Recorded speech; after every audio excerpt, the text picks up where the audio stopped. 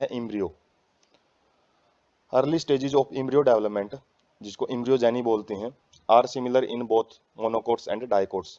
जो मोनोकोट जिनके अंदर सिंगल कोटलिडन पाई जाती है, जैसे ग्रास वगैरह आ जाते हैं इसके अंदर, हर्बेसियस प्लांट आ जाते हैं, और डाइकोटलिडन में जैसे वुडी प्लांट आ जाते हैं।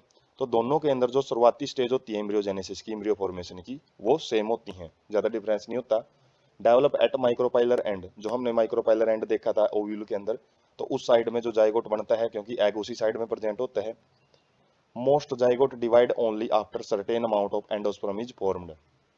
तो ज़्यादातर जाइगोट तभी डेवलपमेंट करना शुरू करते हैं जब थोड़ा बहुत एंडोस्पर्म बन जाता है, क्योंकि जो एंडोस्पर्म है वही तो उसको न्यूट्रिशन देगा जब डेवलपिंग करेगा वो। तो पहले एंडोस्पर्म को बनाया जाता है और उसके बाद ही जाइगोट फॉर्मेशन स्टार्ट होती है। Zygote give rise to pro embryo and subsequently to globular heart shaped and mature embryo. तो जाइगोट है, सबसे पहले वो प्रो इम्ब्रियो, मतलब इम्ब्रियो की प्राइमरी स्टेज है, मतलब मैच्योर इम्ब्रियो से पहले की जितनी भी स्टेज होती है उसको प्रो इम्ब्रियो बोलते हैं। उसके बाद प्रो इम्ब्रियो से ग्लोबुलर, ग्लोब शेप्ड इम्ब्रियो बनता है। उसके बाद हार्ट शेप्ड स्ट्रक्चर बनेगी, और उसके बाद लास्ट में जो मैच्योर इम्ब्रियो है वो बनता है।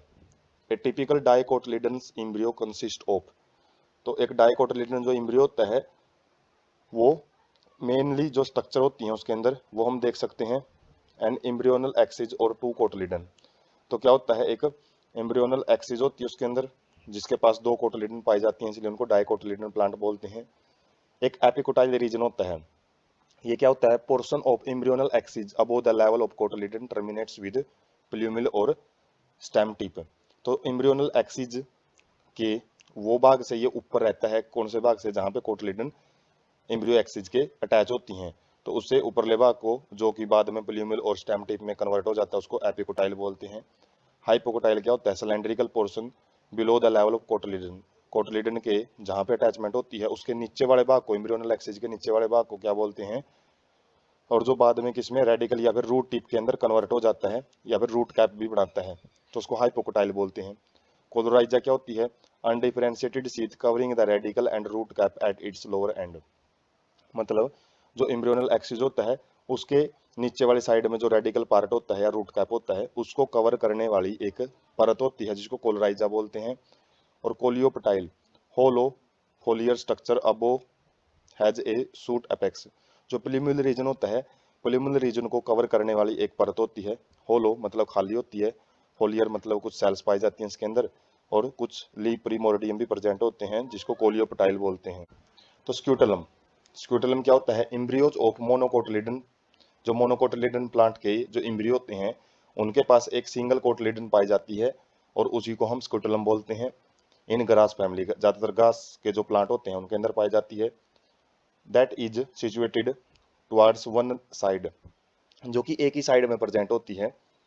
Later of the embryonal axis, embryonal axis के लेटरल साइड में, मतलब कोई एक साइड में मिलेगी क्योंकि सिंगल कोटिलिडन है। जैसे डाइकोटिलिडन में तो दोनों साइड में एक एक कोटिलिडन पाई जाती है, लेकिन यहाँ पे एक ही कोटिलिडन होती है, उसी को स्क्यूटलम नाम दिया जाता है। तो स्क्यूटलम अजीब सा नाम है, एग्जाम में ये कन्फ्यूज कर सकता है, इसलिए क्वेश्चन इस टाइप के ज़्यादा पूछने को मिलते हैं, जैसे एपिकोटाइल, हाइपोकोटाइल, ये अजीब से नाम होते हैं। जो जैसे कोलराइजा है, कोलराइजा रीजन, राइजा जो वर्ड होता है वो रूट से रिलेटेड होता है। रूट को बनाने वाला पोर्शन होता है रेडिकल, रेडिकल को जो पोर्शन कवर करता है उसको कोलोराइजा बोलते हैं। जैसे माइकोराइजा भी हम डिस्कस करते हैं, जो फंजाई का एसोसिएशन होता है रूट्स के साथ, तो राइजा वर्ड रूट से रिलेटेड होता है, जबकि पटाइल वर्ड किससे रिलेटेड होता है, अपेक्स, सूट अपेक्स से या फिर प्लीम्यूल से। पटाइल मतलब प्लीम्यूल, तो प्लीम्यूल को कवर करने वाले भाग को कोलियो पटाइल बोला जाता है। कोलियो मतलब कवरिंग। तो इस तरीके से हम जो टर्मिनोलॉजी है उनके मतलब समझ के ही उनको याद रख सकते हैं, डेफिनेशन रट के याद नहीं हो।